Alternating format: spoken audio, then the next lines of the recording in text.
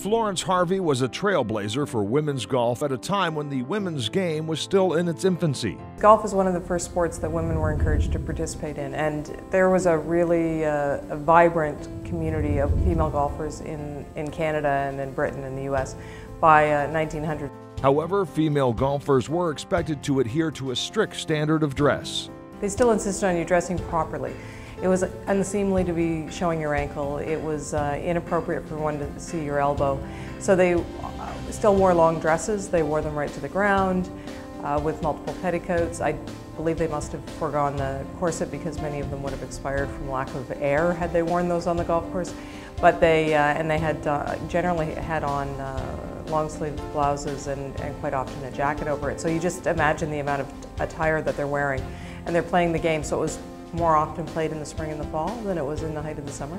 After picking up the sport in 1900, Florence Harvey had immediate success. By 1902, she was the champion at their club, and in 1903, she won the national championship, the Canadian Ladies, what was called the Canadian Ladies Open Championship.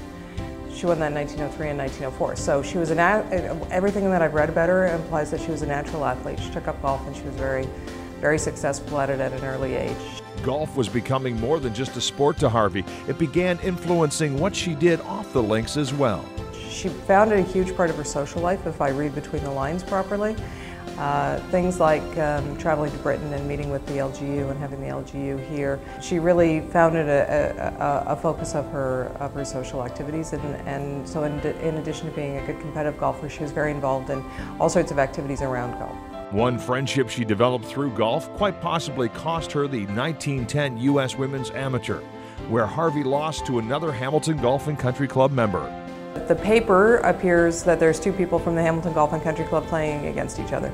In reality, what you have is Florence, who when she was in Britain met Dorothy Campbell Hurd, well, at the time Dorothy Campbell, encouraged Dorothy to emigrate or to come with her back to Canada. She ends up living in Hamilton. She joins the Hamilton Golf and Country Club.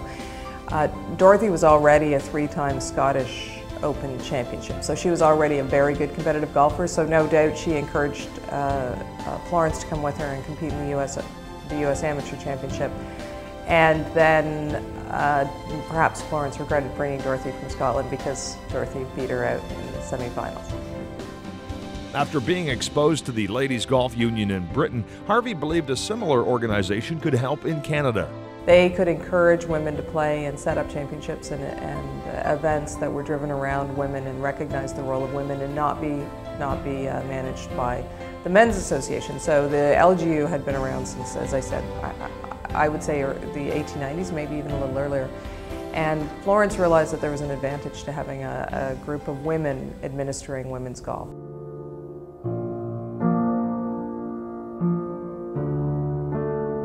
But in 1914, unrest was occurring throughout Europe. War had been declared. Influenced by her British golf counterparts, Harvey wanted to help out.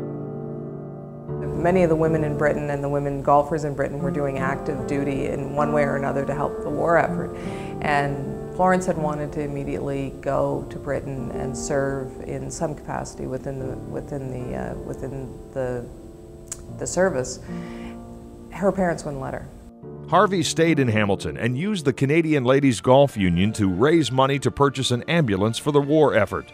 She would eventually serve in 1918, volunteering with the Red Cross as an ambulance driver for the 1st Serbian Army. Whether it was helping overseas or promoting women's golf, Florence Harvey made a significant contribution in whatever she did. She made a huge impact in that time that she was engaged in the game, and you can really see her influence on all aspects of the women's game when you're looking at the early years in Canada. The Hamilton Sports Hall of Fame welcomes Florence Harvey.